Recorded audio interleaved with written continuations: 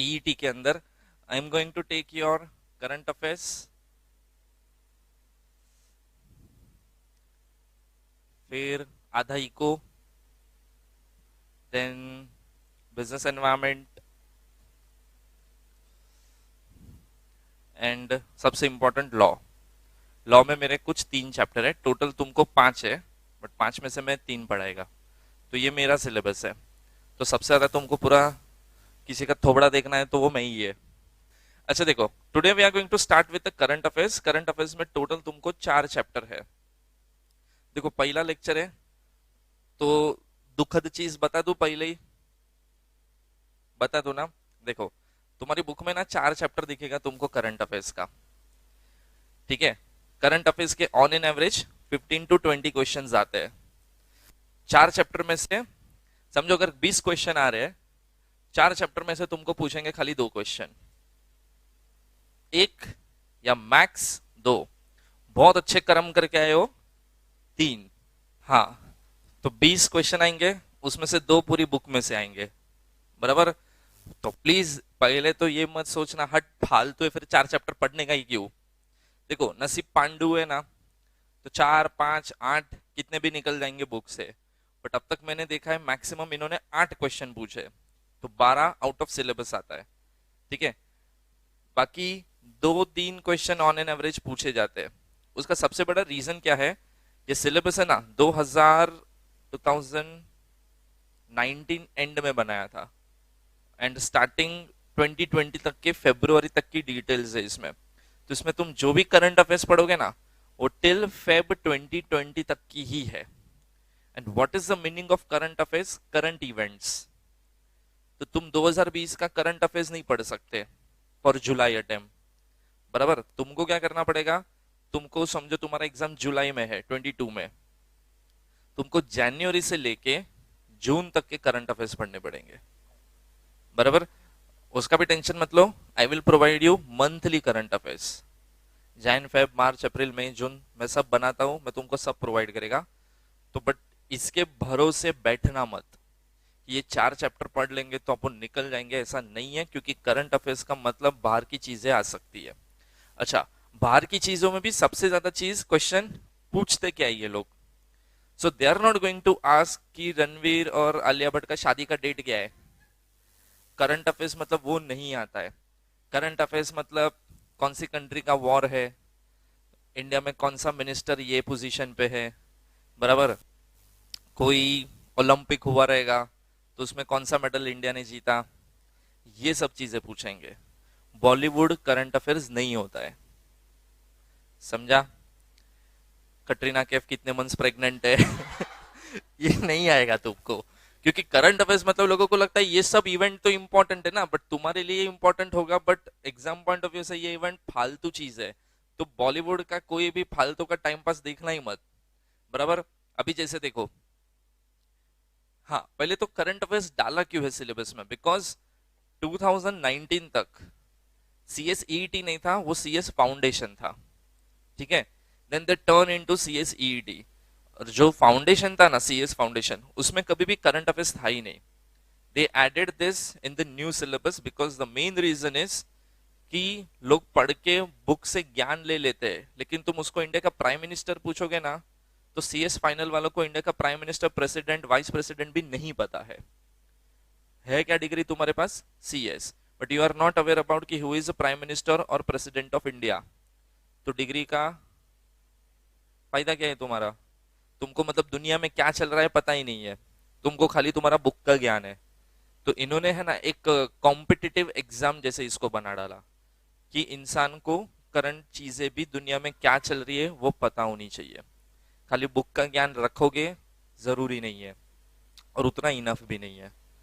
तुमको ज्ञान है थोड़ा बहुत, अच्छा टेस्ट कर लेते हैं। हाँ लो, तो थोड़ा बहुत प्रैक्टिकल तुमको देखते कितना ज्ञान है, बराबर। देखो आंसर आया तो ठीक, नहीं आया तो भी ठीक।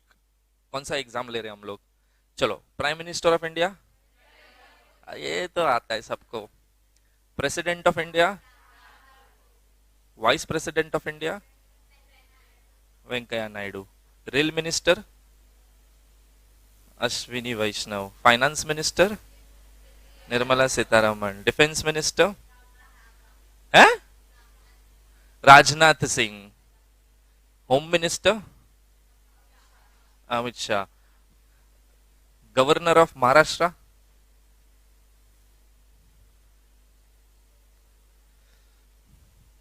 Chief minister of Maharashtra Uddhav Thackeray. Governor of Maharashtra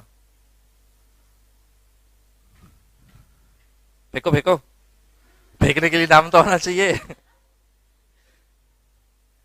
याद है? Bhagat Singh Koshyari. Okay. Chief justice of India. ये सब ऐसी ऐसी पोस्ट है जो सबसे हाईएस्ट डेजिग्नेशन है इंडिया में, तो एटलीस्ट इतना सब तो पता होना चाहिए। कौन है chief justice of India? N V Ramana. RBI का गवर्नर। तुमने 3 क्वेश्चन तक साथ दिया, 2-3 लोग ने 4-5 तक साथ दिया, तो कौन है आरबीआई का गवर्नर? आरबीआई का गवर्नर बे, अपने पता है अपने हाथ में पैसा होता है ना, उसके ऊपर उसका नाम होता है। पुरानी नोट होगी तो पुराने गवर्नर का नाम होगा, लेकिन कोई नई करेंसी तुम्हारे हाथ में ही होगी ना, तो उसमें उसका नाम होगा नीचे। कभी देखना, खाली गांधी जी का फोटो होता है उतना नहीं होता है अपने नोट में। शक्तिकांत दास। ओके। अभी याद है एक ओलंपिक हुआ था, कहाँ हुआ था? Tokyo. Tokyo is situated at Japan. हाँ जापान। अच्छा, उसके बाद एक ओलंपिक हुआ, वो पता है? उसके बाद हुआ रे, 2 ओलंपिक हुआ, एक पैरालंपिक हुआ, वो भी टोक्यो में ही हुआ था। और उसके बाद विंटर ओलंपिक हुआ, बीजिंग। वो कहाँ हुआ था? चाइना। अच्छा, टोक्यो ओलंपिक में इंडिया ने टोटल कितने मेडल जीते थे? टोटल। अपने को तो खाली एक नीरज चोपड़ा गोल्ड मेडल इतना पता है। मीराबाई भी थी, पीवी सिंधु भी थी, हॉकी में भी थी, लवलीना भी थी।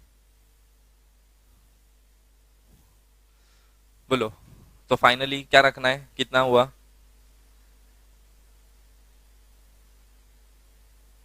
ऑप्शन दो। 7, 8, 9, 10। 7, 9 gold medal, sorry total 9 medals जीते थे, 1 गोल्ड, कुछ सिल्वर और कुछ ब्रॉन्ज। बराबर। अच्छा, अभी जो बीजिंग ओलंपिक हुआ, विंटर ओलंपिक, कौन सी कंट्री ने सबसे ज्यादा मेडल जीते total? Not only gold, total. Option दो। तुमको तो भी ऑप्शन ही चाहिए ना, मतलब ऑप्शन के बिना हम बात नहीं करेंगे। चलो ऑप्शन देता हूं। US, China, Sweden, Norway. चलो अब तो 4 ऑप्शन भी दे दिया। अच्छा, यूएस वाले कितने हैं? हाथ उठाओ। Okay, US. चाइना, दो ही लोग हैं। चाइना चाइना, कोई नहीं। स्वीडन, कोई नहीं। नॉर्वे, तो बाकी लोग को है क्या? पांचवा ऑप्शन दू? लो, पांचवा ऑप्शन इंडिया। ये तो पक्का नहीं है। हाँ, इंडिया तो है ही नहीं, क्योंकि इंडिया ने तो पार्टिसिपेट ही नहीं किया था विंटर ओलंपिक में। इंडिया ने पार्टिसिपेट नहीं किया था। तो final answer Norway, US, China, एक स्वीडन बच गया। Sweden. Correct answer is Norway. बराबर। तो ये सब चीजें ना थोड़ा बहुत तुमको पढ़ना पड़ेगा, बिकॉज ये सब चीजें करंट इवेंट्स। अभी तुम्हारा एग्जाम जुलाई है, जून तक पता नहीं क्या क्या हो जाएगा, तो वो सब चीजें अपडेटेड रखनी है। कौन सी कंपनी, जैसे इस कंपनी का नाम सुना है, अपग्रेड। इसने एक रिसेंटली एक पर्सनालिटी को ब्रांड एम्बेसडर बनाया। कौन है वो? ऑप्शन। चलो, अमिताभ, आमिर खान, क्या हो गया? अच्छा एक मिनट सुन तो लो रे। विकी कौशल और अक्षय कुमार। पक्का? कहाँ पढ़ा? एड में आया था। हाँ ठीक है। तो ये सब पूछेंगे इसके लिए। हर एक चीज रिसेंटली कौन सा पर्सन पंजाब का नया चीफ मिनिस्टर बना? Chief minister of Punjab recently 25 back select हुआ वो। ऑप्शंस इसमें नहीं देने का है। अच्छा चलो, कौन सी पॉलिटिकल पार्टी पंजाब में सुन लो ऑप्शन। कौन सी पॉलिटिकल पार्टी पंजाब में इलेक्शन जीती और उसने अपना सीएम बनाया? कांग्रेस, बीजेपी, आम आदमी पार्टी, और फोर्थ इज चलो नन ऑफ द। कांग्रेस, आम आदमी पार्टी। उसका सीएम का नाम है भगवंत सिंह मान। बराबर। अच्छा, यूक्रेन और रशिया का पता है झगड़ा हुआ, वॉर चालू है। वो वॉर में मतलब यूक्रेन में जो इंडियंस अटके थे उनको इंडियन गवर्नमेंट ने बाहर निकाला सेफली। तो उसके लिए एक ऑपरेशन कंडक्ट किया। ऑपरेशन का नाम क्या है? अरे सुपर यार। हाँ, ऑपरेशन गंगा। अच्छा, रशिया यूक्रेन का जो झगड़ा है, that dispute is related to.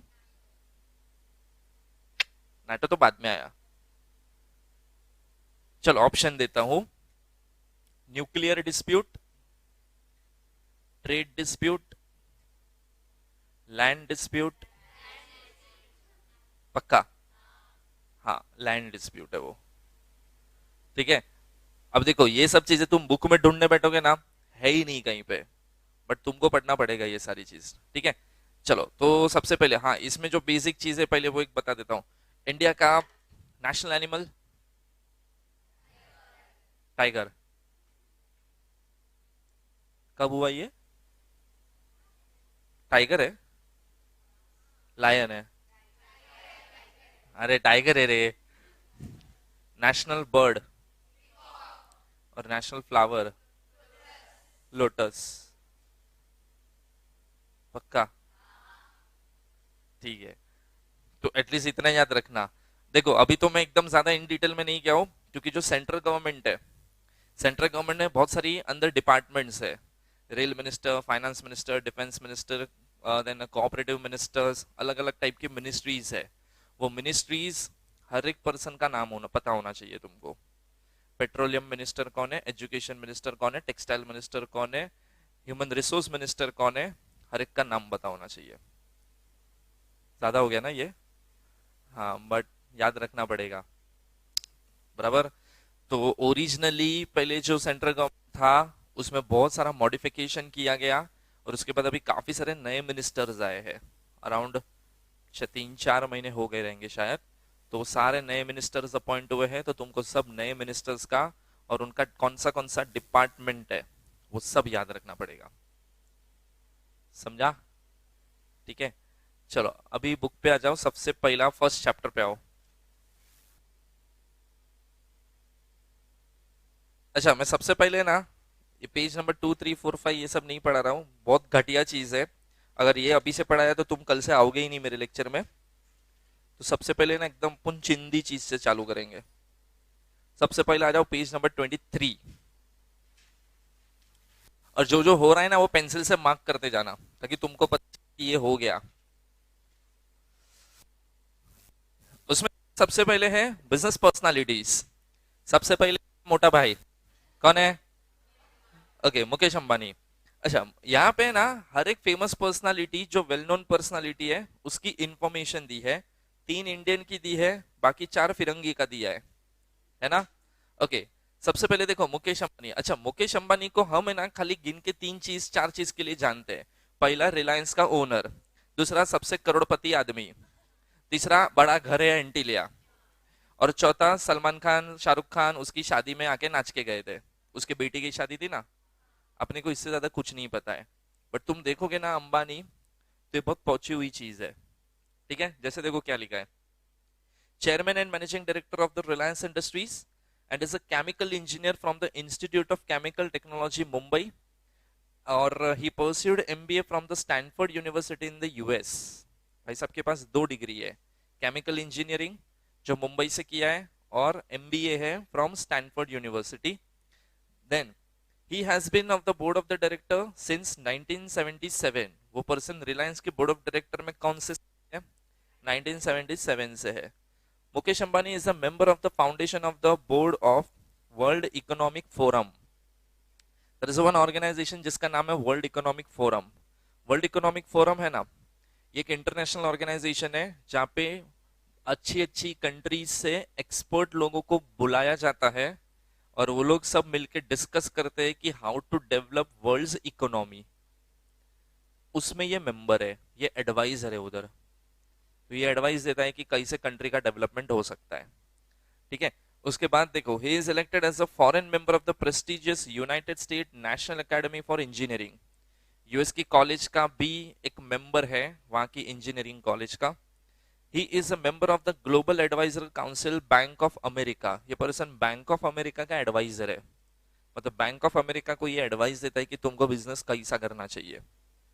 ठीक है, and among others he is also member of the International Advisory Council of the Brooking Institution. एक फाइनेंस कंपनी है इंटरनेशनल लेवल की, ये उसमें भी भाई साहब एडवाइजर है। ठीक है, अपने को खाली रिलायंस तक ही अपना दिमाग था, ये देखो कहाँ कहाँ है। बैंक ऑफ अमेरिका भी इससे एडवाइस लेता है। और तुमको पता नहीं होगा, लेकिन ये बंदा 7 दिन में से 4 दिन यूएस में रहता है और 3 दिन इंडिया में रहता है। ये यूएस अप डाउन करता है। अपन बोरीवली से अंधेरी चर्च गेट अप डाउन करते हैं ना ट्रेन में, वैसा ये यूएस अप डाउन करता है। खुद का प्लेन है, प्लेन लेके निकल जाता है यूएस। डेली का उसका अप डाउन, अपना बोरीवली विरार अप डाउन होता है, इसका अप डाउन अलग ही है। ठीक है, तो ये सब में अच्छी अच्छी इंफॉर्मेशन याद रखना। जैसे 2 डिग्री कौन सा MB chemical engineering and MBA. MBA कहाँ से? Stanford university. रिलायंस के बोर्ड पे कब से? 1977। कौन सी बैंक में एडवाइजर है? बैंक ऑफ अमेरिका में। बराबर। चलो उसके बाद देखो अजीज प्रेम जी, इसका नाम शायद तुमने सुना नहीं होगा, लेकिन एक कंपनी है विप्रो। ठीक है, विप्रो का ओनर है ये। ठीक है, सो फर्स्ट लाइन में देखो लिखा है, chairman of the Wipro limited, guiding the company through 4 decades of the diversification and growth. 40 साल से कंपनी को चला रहा है। आगे लिखा है, by the early 21st Premji had become the one of the world's wealthiest people. आज भी टॉप 50 रिचेस्ट पर्सन में देखोगे तो अजीज प्रेमजी आता है। Then, despite his vast personal wealth, Premji continued to be recognized from his modesty, lack of extravagance, and charity. ये जितना पैसा छापता भी है ना, उतना पैसा ये डोनेट भी करता है। और इसका डोनेशन का तरीका क्या है? इसने नई नई तो समझो 16,000 स्कूल में कंप्यूटर लैब सेटअप करवाए हैं। अपन देखो बचपन में स्कूल में जाते थे ना, तो कंप्यूटर का एक ही लेक्चर होता था, शायद 2 लेक्चर होता था, एसी वाले लैब में बिठाते थे, बस उधर ही मजा आता था अपने को। बराबर। तो वो जो कंप्यूटर्स और वो सब है, काफी सारे स्कूल्स तो ऐसे हैं, मतलब ऑल ओवर इंडिया में 16,000 से ज्यादा स्कूल्स ऐसे हैं जिसमें पूरा लैब सेटअप किसने करके दिया है? अजीज प्रेम जी ने।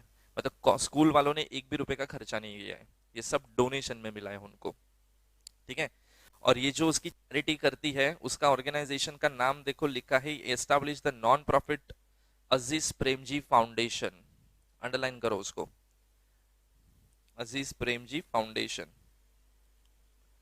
और उसके बाद नीचे से थर्ड लास्ट लाइन पे अंडरलाइन करो 16,000 स्कूल, वहां पे कंप्यूटर लैब सेटअप की है उसने।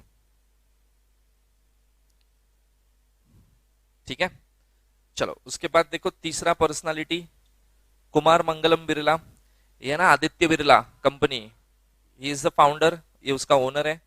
He is on the national council of the confederation of the Indian industry and the Apex Advisory Council of the Associated Chambers of Commerce and Industry of India. Mr. Birla holds several key positions on the various regulatory and the professional board. He was a director of the पहला यहाँ पे underline करो, he was the director on the central board of the directors of the RBI. उधर चाहिए तो लिख के रखो नंबर 1। हाँ मतलब ये कहाँ कहाँ क्या क्या कर रहा है ये है। देखो वैसे तो वो कौन है, आदित्य बिरला का ओनर, लेकिन उसके साथ रिजर्व बैंक ऑफ इंडिया ना आरबीआई, वहां पे वो डायरेक्टर है। ठीक है, मतलब ये एक ऐसा बहुत बड़ा अचीवमेंट माना जाता है, अगर तुम रिजर्व बैंक ऑफ इंडिया में आरबीआई में डायरेक्टर बनते हो मतलब तुम्हारे पास कुछ ज्यादा ही ज्ञान है। ठीक है, तो ये आरबीआई का डायरेक्टर है। He was a chairman of the advisory constituted by the Ministry of the Company Affairs and served on the Prime Minister of India's Advisory Council on the Trade and Industry. इधर लिखो number 2। ये person, अभी जैसे देखो, पहले लिख लो फिर मैं बताता हूँ। देखो मोदी है ना, he is not well educated, ये तो सबको पता है। ठीक है, बट स्टिल वो कंट्री को रन कर रहा है। तो वो, देखो आज मैं अगर मिनिस्टर बन जाता हूँ तो मेरे को कुछ फील्ड का ज्ञान है, कि जैसे मेरे को लॉ में ज्ञान है तो उस फील्ड को मैं संभाल लेगा, मेरे को और भी कोई इंडस्ट्री का अच्छा खासा नॉलेज है मैं उसको संभाल लेगा। लेकिन मेरे को chemical industry, import and export, pharmaceutical industry, उसमें क्या प्रॉब्लम चल रहा है ये सब थोड़ी ना मेरे को आता है, बिकॉज मेरा फील्ड ही नहीं है वो। तो ये सब का एडवाइस कौन करता है, तो पीएम की टीम होती है, पर्सनल टीम, हर एक फील्ड के एक्सपर्ट है जो पीएम को गाइड करते हैं कि ये फील्ड में तुमको ऐसा डिसीजन लेना चाहिए। फिर पीएम जाके बोलता है कल से मैं ऐसा डिसीजन ले रहा है, कल से ये पॉलिसी इंप्लीमेंट। वो खाली बोलता है, पीछे दिमाग किसी और का चलता है। सेम चीज यहाँ पे, कौन सी industry, trade and industry. Trade and industry मतलब जो ट्रेडिंग एक्टिविटी और इंडस्ट्रीज इंडिया में जो चलती है उसके ऊपर प्राइम मिनिस्टर को एडवाइस देने वाला बंदा कौन है, कुमार मंगलम बिरला। मतलब मोदी इसके बोलने पे काम करता है। ठीक है, उसके बाद he won recognition for his exemplary contribution and industry. Mr. Birla has won leadership process institution system building. SEBI has a constituted committee of the corporate governance under the chairmanship of the Kumar Mangalam Birla member SEBI board to promote and raise the standard of the corporate governance in respect of the listed company. SEBI सुना है, SEBI क्या है, full form नहीं पूछ रहा हूँ। SEBI करता क्या है, हाँ, जैसे बॉम्बे स्टॉक एक्सचेंज है, नेशनल स्टॉक एक्सचेंज है, ये दो स्टॉक एक्सचेंज को और इंडिया में जितने भी स्टॉक एक्सचेंज है सबको रेगुलेट कौन करता है, मतलब उनको कंट्रोल करने का काम किसका है, सेबी। सेबी ने इसको अपॉइंट किया है और सेबी ने इसको क्या बोला है, तू हमको सेट ऑफ रूल्स बता जो तुझे लगता है कि अप्लाई होने चाहिए। तो ये बंदा खुद के रूल्स बताता है और सेबी को देता है। सेबी वो रूल्स इंडिया में एप्लीकेबल करते हैं और नाम दे देता है advice of Kumar Mangalam Birla committee. और वो रूल जो बनाएगा ना वो इंडिया की हर एक कंपनी को फॉलो करना पड़ेगा। मतलब सोचो ये सेबी को एडवाइस दे रहा है कि कंपनी को क्या करना चाहिए इंडिया में। ठीक है, देन हाँ बस इतनी इंफॉर्मेशन याद रखना इसके ऊपर, बराबर। चलो उसके बाद आ जाओ नेक्स्ट, सामने पेज 24 पे टिम कुक। टिम कुक बंदा कौन है पता है ना, एप्पल, उसका सीईओ। सो देखो, CEO of the most valuable company in the world, Apple. देखो एप्पल का कुछ रीसेंट रिकॉर्ड है, उसका एक रिकॉर्ड मैं तुमको बताता हूँ। ये वर्ल्ड की नंबर 1 ब्रांड वैल्यू कंपनी मानी जाती है। मतलब इसकी जितनी ब्रांड वैल्यू है ना, शायद उतनी ब्रांड वैल्यू किसी कंट्री की भी नहीं होगी, उतनी वो कंपनी की है। प्लस इसका प्रॉफिट है ना कुछ $3 ट्रिलियन क्रॉस कर चुका है। $3 ट्रिलियन, अपन मिलियन बिलियन तक समझते थे, ये ट्रिलियन है, वो भी $3 ट्रिलियन, उसको क्रॉस करने वाला ये कंपनी है। मतलब ये गूगल से भी आगे है। ठीक है, he took over Apple after company's founder Steve Jobs succumbed to cancer in 2011. जब उसको कैंसर डिटेक्ट हुआ, he resigned from the post and handed over to Tim Cook. Cook has helped navigate Apple through the transition after Jobs' death, as well as developing the new product lines and opening Apple retail stores in China. China एक ऐसा country माना जाता था 2011-12 तक जहां पे Apple ढंग से पहुंचा नहीं था, क्योंकि ये लोग खुद ही ओप्पो, वीवो, एमआई सब बना बना के बेचते अपनी कंट्री में, और एप्पल को इतना एंट्री मिलता नहीं था और टफ कंपटीशन फेस करते थे, बराबर। क्योंकि देखो आज तुम में जैसे और मेरे जैसे लोग हैं, तुम ओप्पो वीवो प्रेफर करोगे कि एप्पल, हाँ, पहले ऑनेस्ट आंसर दो, पैसा होगा बाद में। एप्पल की ओप्पो? एप्पल।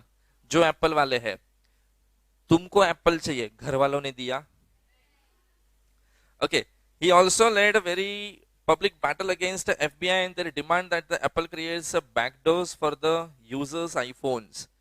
बीच में ऐसे एलिगेशंस लगे थे कि आईफोन में सिक्योरिटी के नाम पे, मतलब जो डेटा है, ये डेटा को बेचते हैं। बिकॉज देखो आज के जमाने में ना, data is the most important information. अगर मेरे पास डेटा है, मैं डेटा को बेच बेच के अच्छा खासा पैसा कमा लेता हूँ। जैसे तुमने एक चीज ऑब्जर्व किया होगा कि नहीं पता नहीं, अभी तो चलो शायद तुमने रजिस्ट्रेशन नहीं किया है, करेक्ट?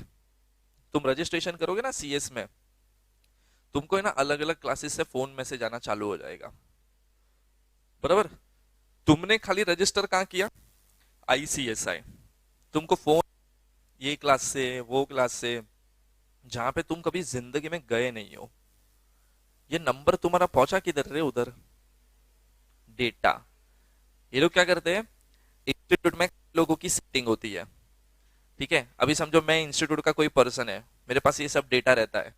समझो एक साल में सी ए सी ई टी के समझो 5,000 स्टूडेंट है, ठीक है? तो मैं क्या करेगा, ये डेटा 5,000 स्टूडेंट का ले लेगा इंस्टीट्यूट से, क्योंकि मैं तो उधर काम कर रहा हूँ। मैं बाहर है ना 4-5 क्लासेस को पकड़ेगा, बोला मेरे पास है ना 5,000 स्टूडेंट सी ए सी ई टी के नंबर है, चाहिए तुमको? एक नंबर का 10 रुपया। क्लास वाले खरीदते हैं, कितना हुआ? 50,000।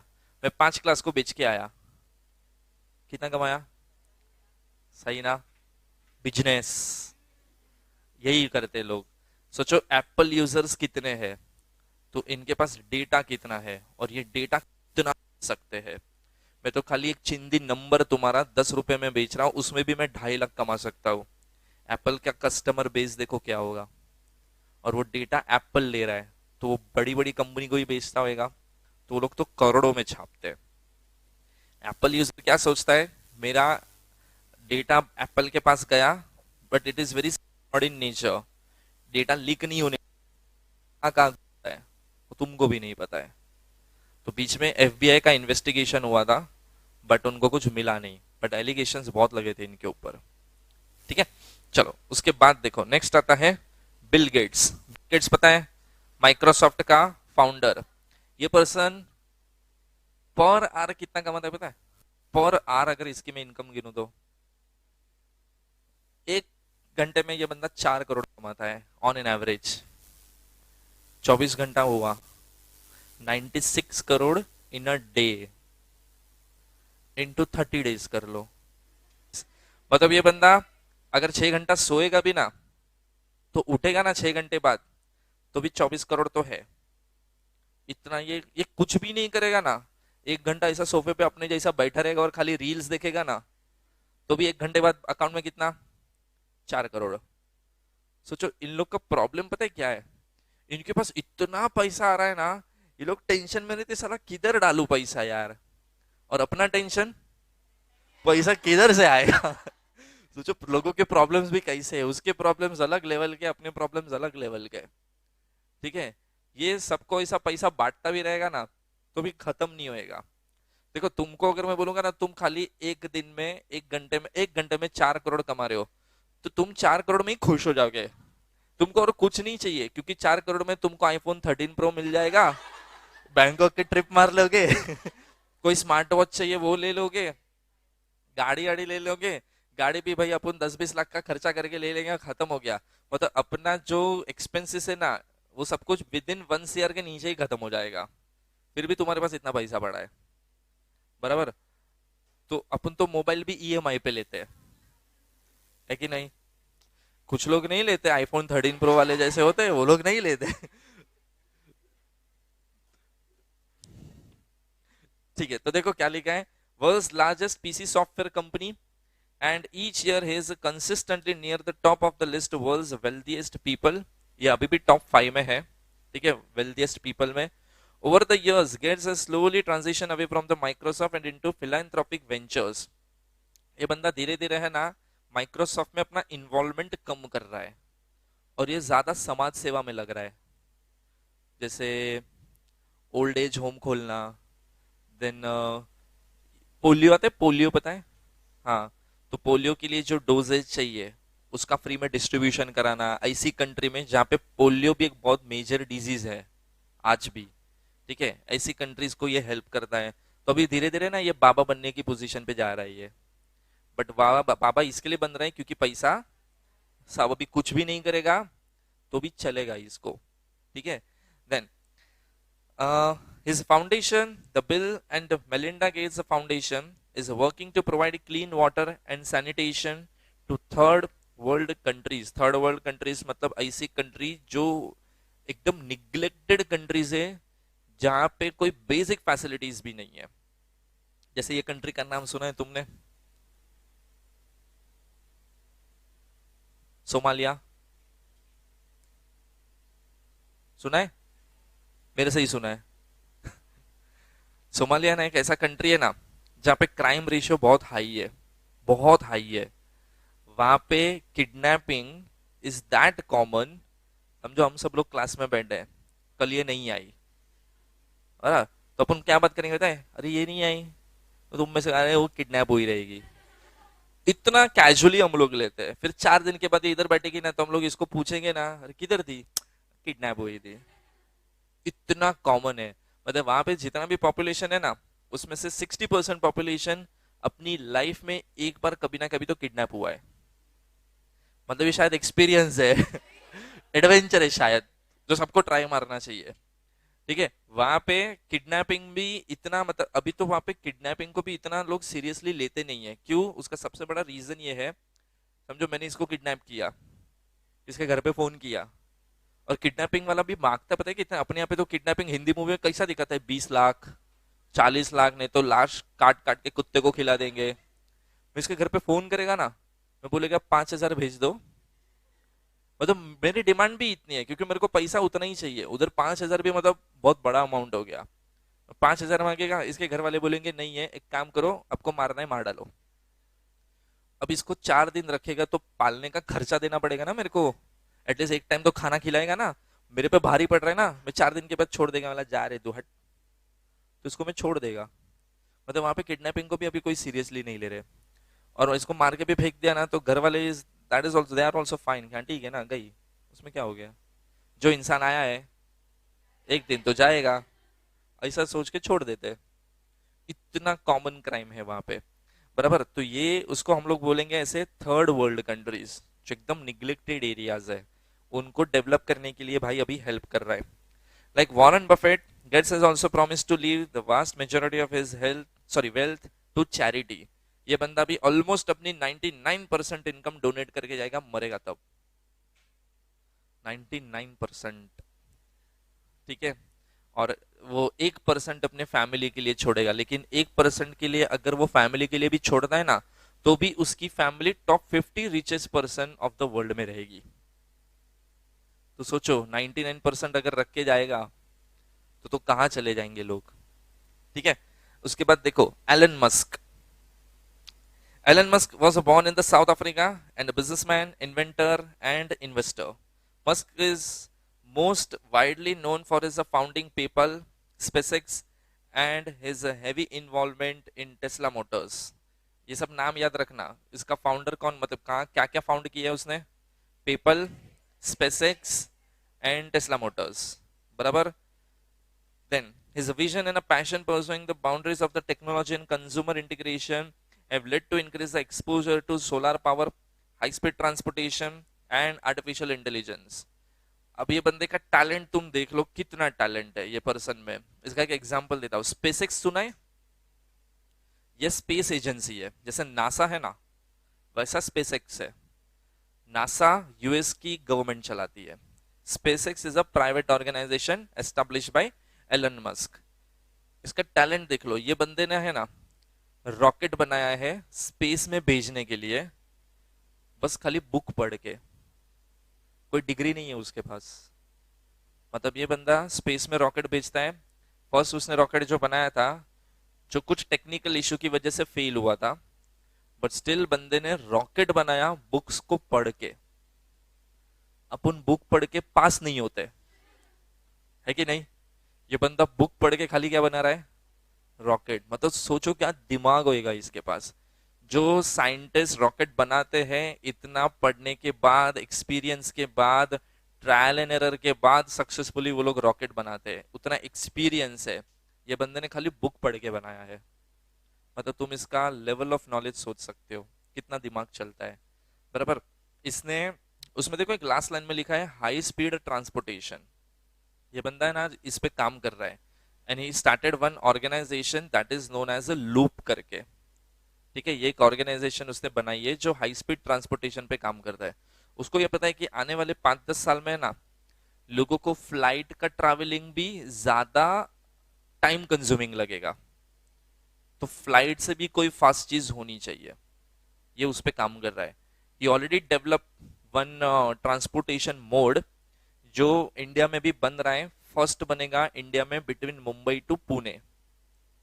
Mumbai to Pune is distance is around 175 kilometre. तुम फ्लाइट में भी जाओगे ना तो भी 1-1.25 घंटा लगता है। 1 घंटा तो समझ ही लो। बराबर। तुम रोडवेज से जाओगे, it will take 4 to 5 hours।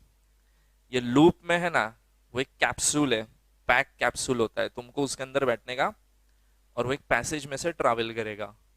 तुम यहाँ से पुणे कितने मिनट में पहुंचोगे पता है? 25 मिनट्स। 175 किलोमीटर का डिस्टेंस कितने मिनट में? 25 मिनट में।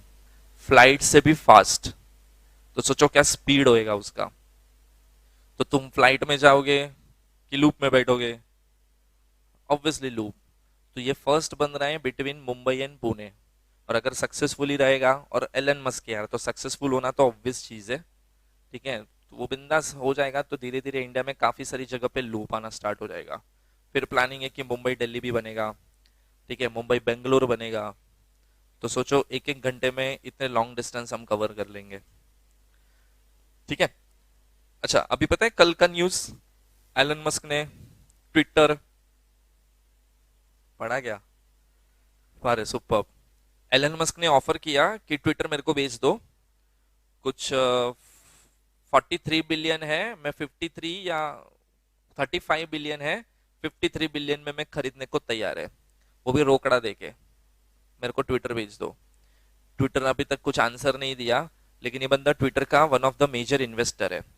और इसने ये भी बोल दिया अगर मेरे को ट्विटर नहीं बेचा ना, मैं ट्विटर में मेरा जितना भी इन्वेस्टमेंट है ना, मैं सब निकाल लेगा। फिर देखता हूँ ट्विटर कैसा चलता है। ठीक है। उसके बाद देखो नेक्स्ट आता है Warren Buffett. Warren Buffett is one of the most successful investor in the world. Some people have preferred to him as the Wizard of Omaha because उसको Wizard of Omaha इसके लिए बोलते हैं because Omaha is a place जहाँ पे वो पैदा हुआ था। ठीक है, and is consistently named as one of the wealthiest people in the world. He has also pledged to give nearly 99% of his accumulated wealth to philanthropic causes after his death. ये बंदा भी डोनेट करके जाएगा 99% अपनी income. साला ऐसे लोग को डोनेट नहीं कर रहा है, देखो ना यार, गांव में बांट रहा है। हाँ, ये पर्सन भी इतना रिच है, मतलब ये रिच है ना, जनरली कोई बिजनेस से नहीं बना है। ये एक ऐसा इंसान है जो इन्वेस्टमेंट से रिच बना है। बराबर। और इन्वेस्टमेंट से रिच बनना मतलब तुम्हारे पास वो एनालिटिक स्किल्स होनी चाहिए। ठीक है, तो बंदा रिच बन सकता है, बट ये पर्सन वैसा है। चलो, इतना समझा? ठीक है, तो इंडिया में 3 लीडर का इंफॉर्मेशन है और फॉरेन में 4 लीडर्स की इंफॉर्मेशन है। सबका बेसिक इंफॉर्मेशन याद रखना। चलो, उसके बाद आ जाओ, next is leaders Narendra Modi. अच्छा, नरेंद्र मोदी, ये देखो, ये बंदा प्राइम फर्स्ट कभी 2014 में बना, 5 साल के लिए इलेक्टेड हुआ 2019 तक। 19 में फिर से इलेक्शन जीता, अभी रहेगा 24 तक। 24 में री इलेक्शन होएगा, फिर पता नहीं आएगा कि नहीं आएगा। बराबर।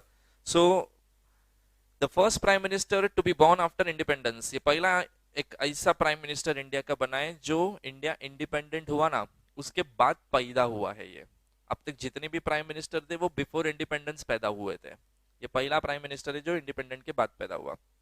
Narendra Modi has been previously served as the Prime Minister of India 14 to 19. He has also distinction of being the longest serving Chief Minister of the Gujarat from October 1 to May 2014, 13 साल chief minister था ये। कहाँ पे? गुजरात में। Beyond politics, Narendra Modi enjoys writing. He has authored several books, including poetry. He begins with the day his yoga and which strength is a body and a mind. अरे ये सब क्या करने गए अपने को? छोड़ो, जाने दो। ये सब मत पढ़ना, खाली फर्स्ट पैराग्राफ मार्क करो। डे कहाँ से स्टार्ट करता है, कल तो लिख देंगे हगने से चालू करता है, तो क्या वो पढ़ेंगे हम लोग? छोड़ो। तो इसका कुछ बेसिक इंफॉर्मेशन याद रखो। पहली बार इलेक्ट हुआ था 14, री इलेक्ट हुआ 19, longest serving chief minister of Gujarat, duration 1 to 2014। अच्छा 14 में भी है ना, ये बंदा आगे कंटिन्यू कर सकता था as a chief minister of Gujarat, but उसके पास चॉइस था, या गुजरात का सीएम बनो या इंडिया का पीएम बनो। ऑब्वियसली इंडिया का पीएम बनेगा ना, तो इसके लिए रेजिग्नेशन देके निकल गया। चलो उसके बाद आ जाओ, नेक्स्ट इज डोनाल्ड ट्रम्प। अब ये तो गया, बट ठीक है अभी इंफॉर्मेशन दिया है तो पढ़ लो। एक टाइम पे यूएस का कौन था प्रेसिडेंट? अच्छा ये बंदा सेकेंड पैराग्राफ पे देखो, graduate of the Wharton School of Finance. President Trump has always dream big and push the boundaries. क्या लिखा है भाई ये? छोड़ो, इसकी इंफॉर्मेशन में बता देता हूँ। ये बंदा प्रेसिडेंट के साथ पता है क्या था? बिजनेसमैन है। इसके होटल्स है बहुत सारी यूएस में, तो बंदा होटल से भी बहुत पैसा छाप रहा है, और ये पर्सन एज अ प्रेसिडेंट भी इसने अच्छा खासा वेल्थ कमा लिया है। इसकी वाइफ है, नाम पता है? छोड़ जाने दो। इसकी जो बीवी है ना, वो इससे बहुत यंग है, मतलब नहीं नहीं तो 15-16 साल यंग है उससे। पैसा है कि नहीं? तो फिर तो ठीक है, अपने अपने शौक, क्या बोल सकते हैं। हाँ, इसने थर्ड पैराग्राफ में एक कैंपेन चालू किया था। थर्ड पैराग्राफ की सेकंड लाइन अंडरलाइन करो, मेक अमेरिका ग्रेट अगेन। ठीक है, और फोर्थ पैराग्राफ की फर्स्ट लाइन अंडरलाइन करो, और एक दूसरा कैंपेन था अमेरिका फर्स्ट। देखो अमेरिका को सुपर पावर मानते हैं, बराबर। सुपर पावर का रीजन पता है वो सुपर पावर क्यों मानते हैं उसको हम? Reason, because highest number of military, highest number of aircraft, highest number of war equipments, highest economy in the world, सब कुछ हाईएस्ट है, मतलब फर्स्ट रैंक पे हर जगह पे आता है। इसके लिए उसको सुपर पावर मानते हैं। बट अभी सेकंड नंबर पे है चाइना। चाइना और यूएस का डिस्प्यूट है, बिकॉज चाइना को सुपर पावर बनना है, मतलब उसकी इकोनॉमी अमेरिका से क्रॉस होगी एक टाइम पे, मिलिट्री क्रॉस हो जाएगा, और ऑब्वियसली किसको दुखेगा? यूएस को दुखेगा। यूएस को सबसे बड़ा प्रॉब्लम क्या होगा, क्योंकि उसकी जो सुपर पावर का जो उसका टैग है ना, वो जाने वाला है, और चाइना इस टैग को ले लेगा। इसके लिए देखना हमेशा झगड़ा होएगा ना between US and China. India US को सपोर्ट करने भागता है, बराबर। और इंडिया चाइना का भी कभी डिस्प्यूट होएगा ना, यूएस इंडिया को सपोर्ट करने आता है, क्योंकि पता है अगर चाइना को सुपर पावर बनने से बचाने में यूएस की कोई हेल्प कर सकता है तो वो है इंडिया, क्योंकि India is the fastest growing economy in the world, बराबर। और हम तो नेबर है, तो हम तो ऐसे ही मार सकते हैं अगर मारनी है तो ऑब्वियसली यूएस हमेशा इंडिया को सपोर्ट करेगा। और इंडिया, यूएस, ऑस्ट्रेलिया, जापान, ये सब कंट्रीज मिल के है ना, आज चाइना को कैसे स्टॉप करना है सुपर पावर बनने से, उस पे काम कर रहा है। क्योंकि ये सुपर पावर बन गया ना, तो ये बहुत उंगली करेगा हर जगह पे फिर, जो किसी भी कंट्री को नहीं चाहिए, बराबर। क्योंकि इसकी पॉलिसी है ना, बहुत अतरंगी पॉलिसी है ये, है ना। देखो करता क्या है पता है, समझो कोई भी कंट्री को इंसान जब लोन देता है, तो कंट्री की औकात के हिसाब से लोन होना चाहिए। अभी समझो इसने श्रीलंका को लोन दिया, समझो श्रीलंका की लोन की औकात है 500 करोड़ की, इससे ज्यादा वो लोन ले नहीं पाएगा और ना रीपे कर पाएगा। ये उसको बोलेगा चल तेरे को लोन दिया 2000 करोड़, तो कोई भी कंट्री को क्या लगेगा, साला मेरा औकात कितना है 500 करोड़, मेरे को मिल कितना रहा है, मतलब ये पागल है, ठीक है। और जो अगर समझो तुम्हारी औकात 500 करोड़ की है, मैं तुमको 2000 करोड़ देता हूं, तो तुम ना बोलोगे मेरे को अरे मत दो, मेरी तो औकात ही नहीं है, तुम तो ले लोगे क्योंकि तुमको तो पैसे की जरूरत है। तुम 2000 करोड़ ले लोगे, मतलब श्रीलंका क्या करेगा, 2000 करोड़ ले लेगा, लेकिन चाइना क्या बोलेगा पता है, एक कंडीशन है, तेरा कोई एक लैंड हमको गिरवी देना है, और अगर लोन रीपे नहीं किया वो लैंड हमारा। ऐसे करते करते ना इसने काफी सारे एरिया कैप्चर कर लिए, तो वो अपना जोग्राफिकल एरिया ना धीरे धीरे स्प्रेड कर रहा है। पाकिस्तान ऑक्यूपाइड कश्मीर है ना, वहां पे एक एरिया है सियाचिन करके, ठीक है, वो पर मतलब पाकिस्तान ने वो गिरवी रखा था, रीपे नहीं किया, वो चाइना ने ले लिया। नेपाल के कुछ एरियाज है, वो नेपाल ने गिरवी रखे थे, रीपे नहीं कर पाए, तो वो भी दे दिया। ठीक है, श्रीलंका का सबसे बड़ा एक पोर्ट है, ठीक है, वो भी श्रीलंका ने गिरवी रखा था। अभी देखो श्रीलंका में फाइनेंशियल क्राइसिस चल रहा है, तो वो भी श्रीलंका ने उनको हैंड ओवर कर दिया। मतलब धीरे धीरे चाइना अपना एरिया स्प्रेड कर रहा है, उसको क्या है, पैसा जा रहा है तो जाने दो, एरिया तो बढ़ेगा ना, और एक एक कोने कोपचे में चाइना पहुंच जाएगा फिर तो ये जो पॉलिसी है ना, ये एक्चुअली गलत पॉलिसी है। ये सब पॉलिसी अभी स्टॉप करने के लिए पीछे पड़े चाइना के। ठीक है, चलो तो उसके बाद आ जाओ, नेक्स्ट इज देखो ये है ना हाउडी मोदी, मिला, ये मत पढ़ना, ये कट कर दो। उसके बाद सामने देखो, Rajnath Singh becomes the first defence minister to fly LCA Tejas, हाँ ये पढ़ना है अपने को। देखो LCA is light combat aircraft. अच्छा, हम लोग जितने भी एयरक्राफ्ट खरीदते हैं ना, वो सब फॉरेन कंट्री से खरीदते हैं, इंडिया नहीं बनाता है, क्योंकि इंडिया के पास इतनी टेक्नोलॉजी नहीं है अब तक।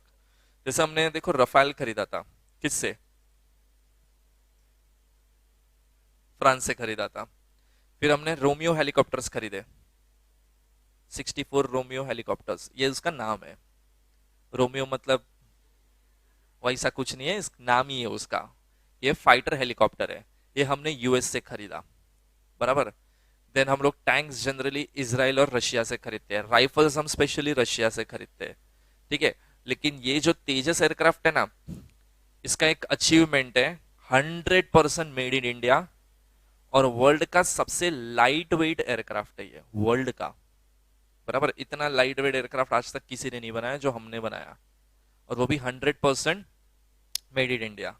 अब देखो, इंडिया ऑलरेडी टेक्नोलॉजी में इतना अच्छा है नहीं, और उसमें भी इंडिया ने एक एयरक्राफ्ट बना दिया जो वर्ल्ड का लाइटेस्ट एयरक्राफ्ट है और सबसे चीपेस्ट एयरक्राफ्ट भी है, बराबर, और 100% मेड इन इंडिया भी है। अब मैं तुमको बोलूं फर्स्ट फ्लाई होने वाला है वो एयरक्राफ्ट का, तुम बैठो उसमें, एट कौन बैठेगा, क्यों भरोसा नहीं है तुमको, मतलब तुमको इंडियन पे डाउट है ना, इन शॉर्ट, कि पता नहीं वो उड़ेगा नहीं उड़ेगा, सक्सेसफुली लैंड होएगा कि नहीं होएगा।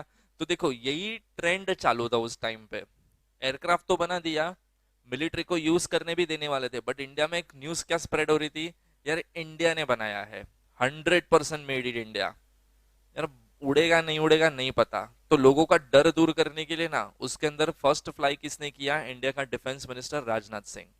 उसने बोला चलो मैं बैठता हूँ, ज्यादा से ज्यादा क्या होएगा, मर जाएगा ना, ठीक है। बट वो बंदा बैठा, साथ एक साथ पायलट था, ठीक है, वो दोनों ने फ्लाई किया और सक्सेसफुली सब कुछ हुआ। तब लोगों को भरोसा हुआ कि नहीं इंडिया भी अच्छा बना सकता है, कुछ ऐसा डाउट नहीं करने का। सो देखो वही लिखा है, the union defence minister Rajnath Singh has scripted history by becoming the first defense minister to fly light combat aircraft Tejas and indigenously built multi-role fighter aircraft. He undertook 30 minutes sortie in LCA Tejas along with the Air Vice Marshal Narmadeshwar Tiwari. ये जो plane fighter plane में ये बैठा था, इस pilot के साथ वो बैठा था। एट हिंदुस्तान एरोनॉटिकल्स लिमिटेड, ये जो तेजस एयरक्राफ्ट है ना, ये इंडिया की जो कंपनी है HAL, हिंदुस्तान एरोनॉटिक्स लिमिटेड, उसने बनाया है ये, ठीक है, बेंगलोर में। Defence minister even control the Tejas in the air for some time and was shown avionics and sophisticated system on board the aircraft.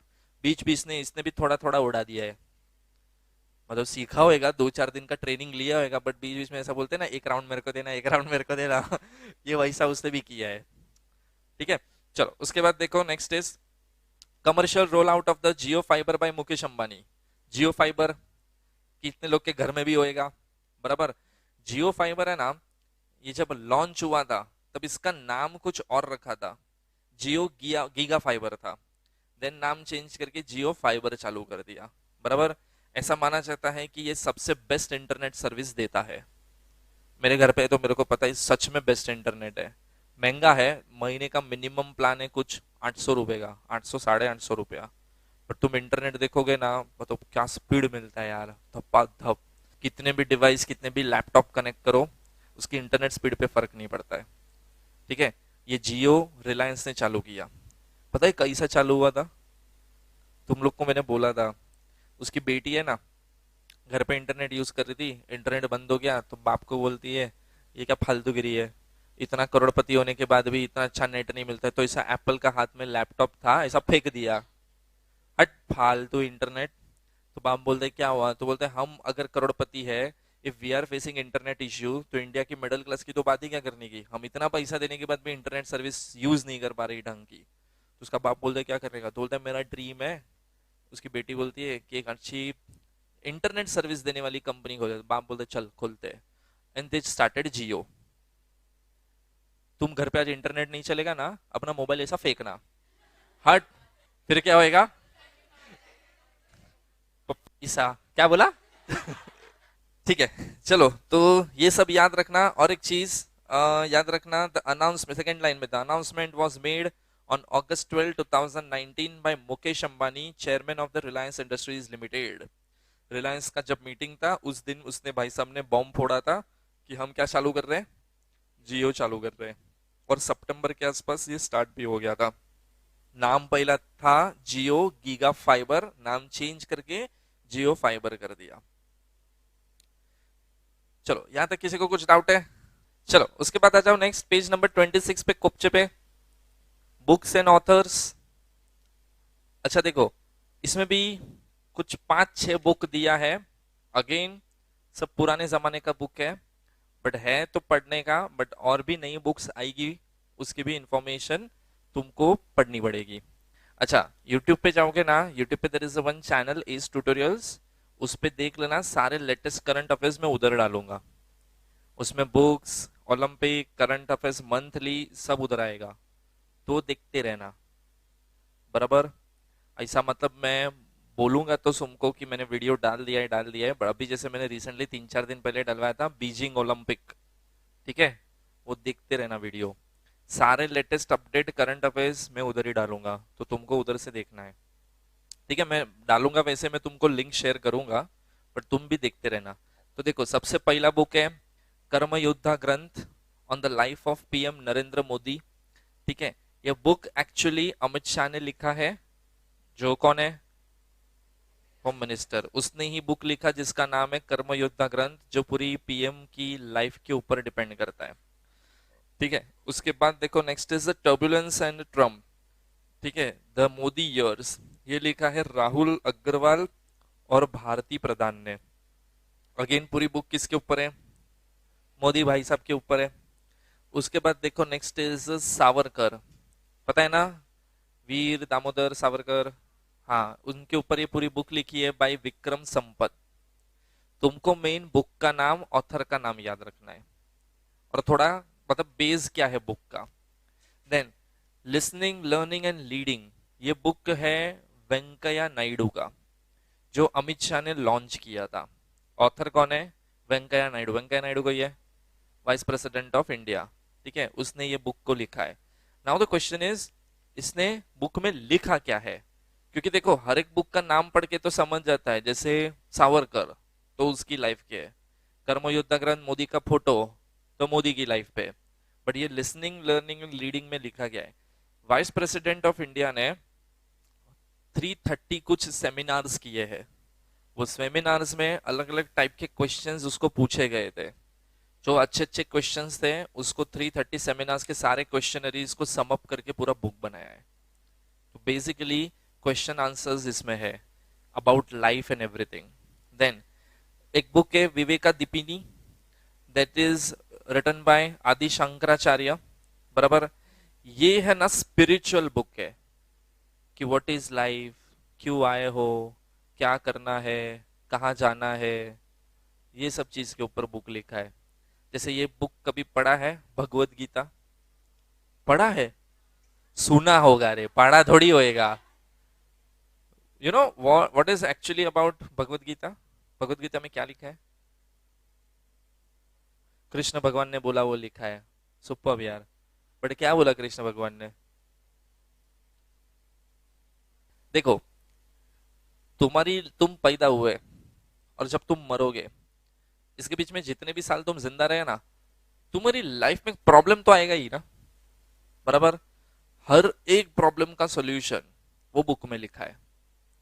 मतलब तुम्हारी लाइफ में कोई भी प्रॉब्लम आया ना, वो प्रॉब्लम उसमें है, और उसका उसका बेस्ट सॉल्यूशन भी है। बताओ, how to live best life in a peaceful manner without any tension, और हर एक प्रॉब्लम का solution is the Bhagavad Gita.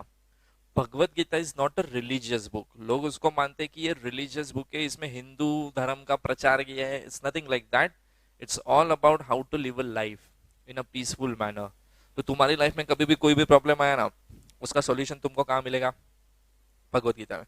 जैसे समझो मेरी वाइफ हर रोज मेरे को मारती है, एग्जाम्पल, ठीक है? तो मेरे लिए वो एक क्या है? प्रॉब्लम। उसका भी सॉल्यूशन वो बुक में लिखा है।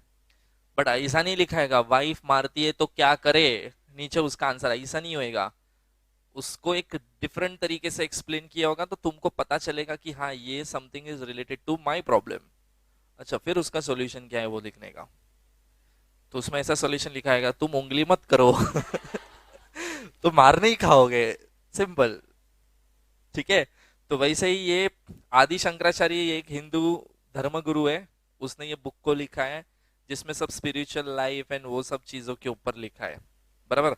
मार्केट में ऐसी काफी सारी बुक है जो ऐसा ज्ञान देती है, बट सबसे बेस्ट बुक अगर मैं बोलूँ तो दैट इज भगवत गीता।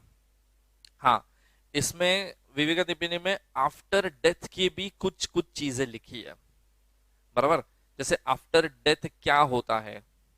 अब तुम बोलोगे उसमें मेरे को क्या कर रहे हैं अब मेरे को कौन सा पता। बट नहीं, that is also actually Hindu में वो भी है। जैसे होता है ना आत्मा भटकना, भूत का होना, थोड़ा बहुत उसके ऊपर भी चीजें लिखा है। मैंने ये विवेकादीपिनी रीड नहीं किया, बट मैंने भगवत गीता पढ़ा है। मेरे घर पे ओरिजिनल कॉपी है जो इस्कॉन में मिलती है। बिकॉज तुम देखोगे ना, भगवत गीता बहुत सारे ऑथर्स ने लिखी है, बट ऐसा माना जाता है कि कृष्ण भगवान जो बोल के गए थे, हर एक ने अलग अलग सेंस में उसका मीनिंग निकाला है, but the true sense is given by ISKCON temple. तो इस्कॉन में जो बुक मिलता है ना, वही बुक पढ़ने का, वो सबसे ओरिजिनल वर्जन माना जाता है। क्योंकि हर एक पर्सन का अपना ही एक वर्जन है। जैसे अगर मैं तुम्हारे साथ भूत के ऊपर डिस्कशन करूंगा, तो तुम लोग, कुछ लोग भूत जैसा कुछ नहीं होता है ये मानते हो, कुछ लोग बोलते हो कि हो भी सकता है, नहीं भी हो सकता है, कुछ लोग स्ट्रांगली बिलीव करते हैं कि होता है। तो सबका अपना अपना वर्जन है ना। वैसे ही भगवत गीता में सबका अपना अपना वर्जन है, but original book is ISKCON का बुक माना जाता है। ठीक है?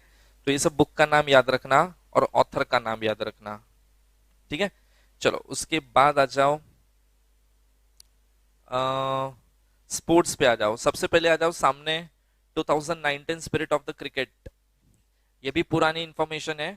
उसके बाद तो 2020 के अवार्ड्स आ चुके हैं, रिसेंटली 21 के भी अवार्ड आ चुके हैं, तो तुमको 21 के अवार्ड्स पढ़ने, तो ये वाला मत पढ़ना। आईसीसी क्रिकेट वर्ल्ड कप 2019 एक बार पढ़ना है, क्योंकि उसके बाद अभी वर्ल्ड कप सीधा 4 साल में आएगा, मतलब 2023 में आएगा, 50 ओवर्स का वर्ल्ड कप। 2019 का जो वर्ल्ड कप था याद है, जिसमें इंडिया हार गया था अगेंस्ट, सेमी में हारा था, धोनी रन आउट हो गया था। न्यूजीलैंड। याद करो, कुछ ही बॉल बचे थे, रन थोड़े चाहिए थे, और धोनी रन आउट हो गया था। फिर सबने टीवी बंद कर दिया था। हाँ, ये वो मैच है। अच्छा, वो वर्ल्ड कप कौन जीता था? इंग्लैंड जीता था। देखो, ICC cricket world cup 2019 was held in England from 30th May to 14th July. The ICC takes place Cricket World Cup every 4 years. The 2019 event featured 10 teams and was a culmination of the global qualification process that ran over 5-6 year period.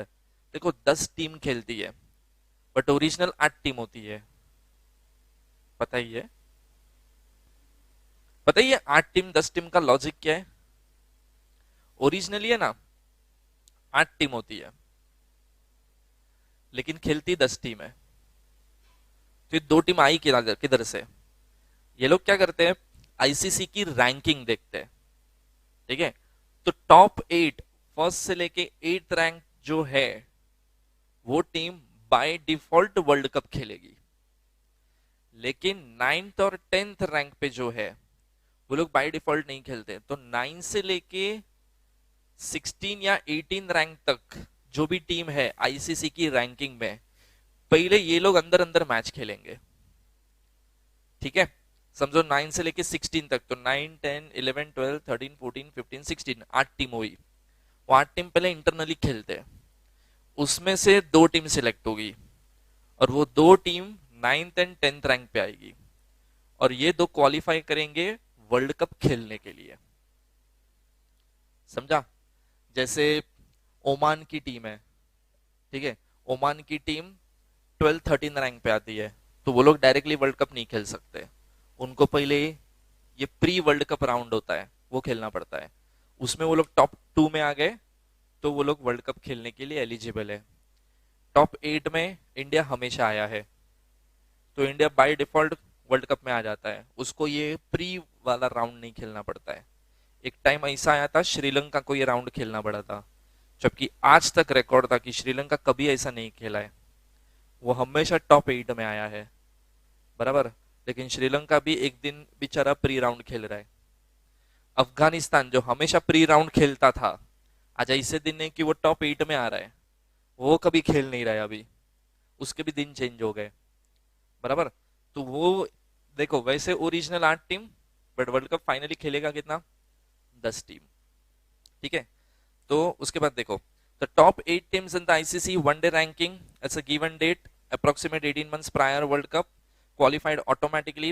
The final 2 team came from the ICC Cricket World Cup qualifier which took place in a year prior to the Cricket World Cup. ये जो pre round होता है, वो world cup के actual के 1 साल पहले से चालू हो जाता है, ठीक है। फिर वो लोग क्वालिफाई करते हैं। This event is the culmination of the ICC World Cricket League Series and regional qualification events, which provide the opportunity for every ICC member to progress through the qualification process and participate in the Cricket World Cup. इससे क्या होता है, हर एक team को खेलने का chance मिलता है वर्ल्ड कप। अभी देखो 2023 में T20 वर्ल्ड कप एक होने वाला है, बराबर। उसमें 2 टीम आ गई, और एक टीम तो अनएक्सपेक्टेड आई है। देखो वेस्ट इंडीज तो खेल ही रहा है, अभी 23 या 24 का T20 वर्ल्ड कप होने वाला है ना, उसमें यूएसए खेलेगा। यूएसए क्रिकेट खेलेगा, फुटबॉल नहीं बे क्रिकेट खेलने वाला है यूएसए। मतलब फर्स्ट बार यूएस इंटरनेशनल लेवल पे क्रिकेट खेलने जा रहा है, ठीक है। और एक प्लेयर था इंडिया का प्लेयर, उन्मुक्त चंद करके, नाम सुना है? ये बंदा इंडिया को अंडर 19 वर्ल्ड कप जिता चुका था, ठीक है। विराट कोहली भी कहां से आया, अंडर 19 खेल के ही आया है। ये उन्मुक्त चंद भी अंडर 19 खेल के ही आया है। लेकिन जब उसको इंडिया की टीम में जगह इतना मिला नहीं ना, तो बंदा इंडिया छोड़ के यूएस सेटल हो गया। अब वो बंदा यूएसए की टीम का कैप्टन है, और वो इंडिया के अगेंस्ट खेलने वाला है, जबकि वो एक बार इंडिया के लिए वर्ल्ड कप जीत चुका है। सोचो कहां से कहां चला गया वो। इंडिया में उसको चांस नहीं मिल रहा था, और वो बंदा यूएस की टीम का कैप्टन बन रहा है, और वो लीड करेगा यूएस की टीम को, बिकॉज उसके पास जितना एक्सपीरियंस है क्रिकेट खेलने का, उतना तो यूएस में शायद किसी के पास भी नहीं होएगा। और वो बंदा तो वर्ल्ड कप की फाइनल खेल चुका है और वर्ल्ड कप जिता चुका है कंट्री को, तो उसका तो एक्सपीरियंस बहुत ज्यादा है, ठीक है। उसके बाद देखो, all team played each other in full round robin format. इसका मतलब होता है सर्कल ग्राउंड। लैंग्वेज क्या बोलने का, फुल राउंड रॉबिन फॉर्मेट, अपनी ऑर्डिनरी लैंग्वेज में गोल मैदान, सिंपल, ठीक है। With the top 4 teams progressing to the semifinals and the winners contesting the CWC final. Semifinal में कितनी टीम आती है? 4, और फाइनल में 2, और जीतेगा 1, ठीक है। चलो उसके बाद आ जाओ, पहले इजी इजी टॉपिक पे आ जाओ। हाँ, 29 पे आओ। समर ओलंपिक टोक्यो जो हुआ था जापान में, ये नीरज चोपड़ा वाला। अच्छा देखो, ओरिजिनली ये होने वाला था पता है कब? 2020 में। देखो लिखा ही है जुलाई 24 टू अगस्त 9 2020। लेकिन ये टाइम पे क्या चल रहा था? कोविड। तो इन्होंने फिर उसको पोस्टपोन करके कब कर दिया? 2021 में किया। लेकिन एक क्वेश्चन है यहाँ पे ना, अभी किया कभी 21 में, तो नाम 2020 क्यों रखा? नाम क्यों चेंज नहीं किया? क्योंकि वो जब हुआ था ना 21 में इवेंट भी, तभी भी उसको टोक्यो 2020 ओलंपिक ही बोलते थे। It was never stated that like it's Tokyo Olympic 2021। नामकरण क्यों नहीं किया उसका? क्या क्या? तो बट नाम चेंज करना चाहिए था ना, खाली 21 करना है, ईयर चेंज करना है, उससे क्या फर्क पड़ गया नेक्स्ट कब आ रहा है? बट वो तो प्लानिंग तो बेकार हो गई, क्योंकि कोविड की वजह से तो खेला ही, एक इवेंट ही नहीं हुआ। क्योंकि जब जुलाई में जापान ने है ना, जून में ऐसा बोला था कि हम तो करेंगे ओलंपिक, आधे से ज्यादा कंट्री ने बोल दिया हम प्लेयर्स ही नहीं भेजेंगे, फिर करवा लो। तो कितनी टीम ने पार्टिसिपेट किया था? ऑलमोस्ट 200 कंट्रीज ने।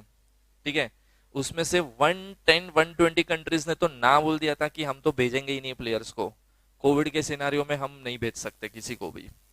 तो आधे से ज्यादा लोग तो आ नहीं रहे, तो इवेंट खेलेगा कौन फिर? क्या ऑडियंस को खिलवाओगे अभी? तो ऑब्वियसली वो तो पॉसिबल नहीं था। तो इसके लिए फिर इन्होंने जबरदस्ती इनको पोस्टपोन करना पड़ा। बराबर, इसके लिए इवेंट कर दिया 21 में। इसका सबसे बड़ा रीजन था कि जो नाम था ना टोक्यो 2020, ये रजिस्टर्ड हो चुका था और इसकी मार्केट में गुडविल बन गई थी। जो चीज की मार्केट में गुडविल है, तुम उसका नाम चेंज करोगे तो गुडविल तो जीरो हो गई फिर से। क्योंकि और प्रमोट कर रहे हैं टोक्यो 2020, टोक्यो 2020, वहां की प्रमोट कर रहे हैं टोक्यो 2020। अब तुम बोलोगे 2020 नहीं 21 बोलो, again you have to start from zero, तो गुडविल तो खत्म हो जाएगी फिर तो। इसके लिए उन्होंने नाम कभी चेंज नहीं किया। मेडल्स भी दिए थे ना, उस पे भी टोक्यो 2020 ही लिखा था, क्योंकि ऑलरेडी सब कुछ अरेंजमेंट हो गया था, अब तुम वापस जीरो से स्टार्ट नहीं कर सकते थे। इसके लिए उन्होंने वही नाम को कंटिन्यू किया। ठीक है। अच्छा, ये 2020 का जो ओलंपिक था, मतलब ये जापान ने कौन से नंबर का ओलंपिक कंडक्ट है पता है? इसके पहले और ये मिला के टोटल कितने ओलंपिक जापान ने होस्ट किए हैं पता है? ऑप्शन दो, 2 3 4 5। 4 5 3 2। Answer is 4। ये फोर्थ टाइम जापान ने होस्ट किया है। वर्ल्ड का इकलौता कंट्री है जो इतनी बार ओलंपिक होस्ट कर चुका है। बराबर, इंडिया नहीं करता है होस्ट, और इंडिया करता है तो इधर तो कांड हो जाते हैं। बराबर, मतलब होस्ट करेगा ना, समझो मेरे को बनाया हेड कि तू पूरा ओलंपिक इंडिया में हेड हैंडल करने के लिए रिस्पॉन्सिबल है। मैं गवर्नमेंट को बोलेगा ठीक है चलो मेरे को 500 करोड़ दे दो, मैं हैंडल कर लेगा। गवर्नमेंट बोलेगा ठीक है चल 500 करोड़ दिया, 500 करोड़ दिया, उसमें से 200 करोड़ तो मैं खा जाएगा, और 300 करोड़ में ओलंपिक होस्ट करवाएगा, और खर्चा कितना दिखाएगा? 500 करोड़। इधर ऐसा करते लोग। इसके लिए बेटर है इंडिया में हो ही नहीं, क्योंकि होंगे तो वाटी लगेगी, सब इज्जत जाएगा वो अलग से। ठीक है, चलो तो इसका भी है ना वीडियो है, क्योंकि इसमें इंफॉर्मेशन इनकम्प्लीट दी है, ढंग की इंफॉर्मेशन नहीं दी है, और ये तो खाली प्लानिंग है, कहाँ हुआ किसने किया। तुमको तो मेडल भी याद रखने पड़ेंगे, किसने किसने कहाँ कहाँ कौन से मेडल जीते, स्पेशली इंडियंस के याद रखना। बराबर। अच्छा, उसमें एक यंगेस्ट प्लेयर कितने साल की थी बताएं? पूरे ओलंपिक में टोक्यो में यंगेस्ट प्लेयर कितने साल की थी जिसने पार्टिसिपेट किया था? एज 12। ठीक है, और ओल्डेस्ट प्लेयर जिसने पार्टिसिपेट किया था 53, 64। 64 का एज का बंदा ओलंपिक में खेल रहा है। क्या खेला होगा पता नहीं, बट बंदे ने पार्टिसिपेट तो किया ना। और वो आता है ना पोलो, घोड़े पे बैठ के गोल्फ खेलते हैं, वो उसमें पार्टिसिपेट किया था उसने, बराबर, एट द एज ऑफ 64। अपने यहाँ पे 64, शाम को नीचे गार्डन में बैठ के तुम्हारे घर में क्या चल रहा है ऐसा ये चालू रहता है, ये लोग देखो ओलंपिक में खेल रहे हैं। छोड़ो जाने दो। उसके बाद देखो next is winter Olympic. Winter Olympic वही फेब 4 से लेके 20 फेब तक चला था, और ये जो शेड्यूल में लिखा है यहाँ पे वही शेड्यूल में हुआ है, इसमें कोई चेंजेस नहीं किया है, क्योंकि अब तक तो मतलब कोविड तो ऑलमोस्ट खत्म हो चुका था। ठीक है, ये किया था चाइना ने। उसका सबसे बड़ा एक इंपॉर्टेंट इंफॉर्मेशन, ये जो ओलंपिक हुआ था ना, ये पूरा ओलंपिक स्नो बेस्ड गेम पे है। मतलब कोई भी तुम गेम खेलोगे सब कुछ स्नो पे खेलने का है, बराबर। इसके लिए इसका नाम भी क्या रखा था, विंटर ओलंपिक, बराबर। हाईएस्ट मेडल कौन बोला मैंने, नॉर्वे। इंडिया ने पार्टिसिपेट नहीं किया, चाइना ने भेजा था आपने को इनविटेशन की भेजो तुम्हारे एथलेट्स को, इंडिया ने ना बोल दिया हम नहीं भेजेंगे because of issue with China. वो गलवान घाटी में हुआ था ना, जहाँ पे इंडियन सोल्जर्स शहीद हो गए थे, इसकी वजह से इंडिया ने इसमें पार्टिसिपेट करने से डिनाई कर दिया था। ठीक है, इसमें देखो 109 इवेंट्स हुए थे, बराबर। और 3 एरिया में सबसे ज्यादा इवेंट हुए हैं, मतलब 3 ही एरिया में हुए हैं। लास्ट लाइन में उसका नाम लिखा है बीजिंग, यांकिंग एंड जेंजिगाओ। पढ़ने की ट्राई मत करो, बस देख लो, अच्छा लग रहा है ना। ये सब प्लेसेस के नाम है जहां पे ये इवेंट्स हुए हैं। चलो यहां तक क्लियर, ठीक है, चलो इतना याद रहेगा। चलो बाकी का नेक्स्ट सेक्शन में करेंगे, बाय बाय।